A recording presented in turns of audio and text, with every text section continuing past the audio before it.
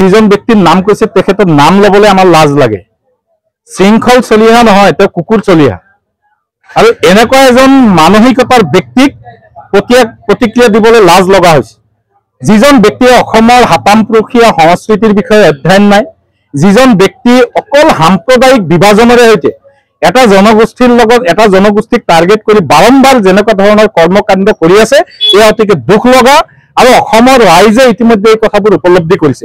তেওঁ ৰাতি ৰাতি হিমন্ত বিশ্ব শৰ্মাৰ ভৰি চেলেকা গোলাম হয়।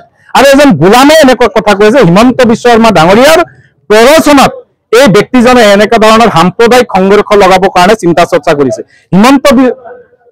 শৃংখল চলিহাৰ এই অসমখন তেওঁৰ দেউতাকৰ পৈতৃক সম্পত্তি নহয়।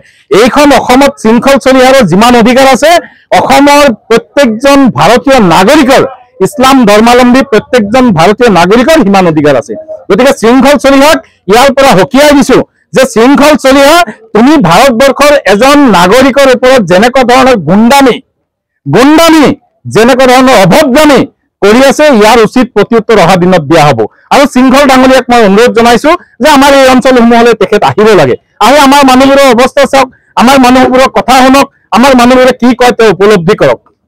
গতিকে আমি আহ্বান জনাইছো তেওঁ আমাৰ এই অঞ্চলসমূহত আহি আমাৰ মানুহৰ খাটি খোৱা মানুহৰ যি জীৱন প্ৰণালী, তেওঁলোকে কিমান কষ্টৰ সৈতে নিজৰ পৰিয়ালক পোহপাল দিব লগা হয়, নিজৰ সমাজখনত থাকি এই সমাজত কেনেকুৱা ধৰণে কিমান জীৱনত যুদ্ধত তেওঁলোকে খাটি খোৱা মানুহবোৰে কষ্ট কৰে, এই কথা উপলব্ধি কৰিবৰ কাৰণে মই শৃংখল চলিহাক আহ্বান জনাইছো যে শৃংখল চলিহাই এবাৰ আহি আমাৰ এই অঞ্চলসমূহ পৰিভ্ৰমণ কৰি যাবলৈ, যদি সাহস আছে তেওঁ আহি এবাৰ আমাৰ এই অঞ্চলসমূহ চাই যাওক, মানুহবোৰৰ জীৱন প্ৰণালী চাই যাওক, মানুহবোৰে কেনেকুৱা জীৱন প্ৰণালীৰ সৈতে আগবাঢ়ি গৈছে এয়া চাই যাওক, আমাৰ সমাজখনৰ যি চিন্তা চৰ্চা, এই চিন্তা চৰ্চাৰ বিষয়ে তেওঁ অৱগত হওক।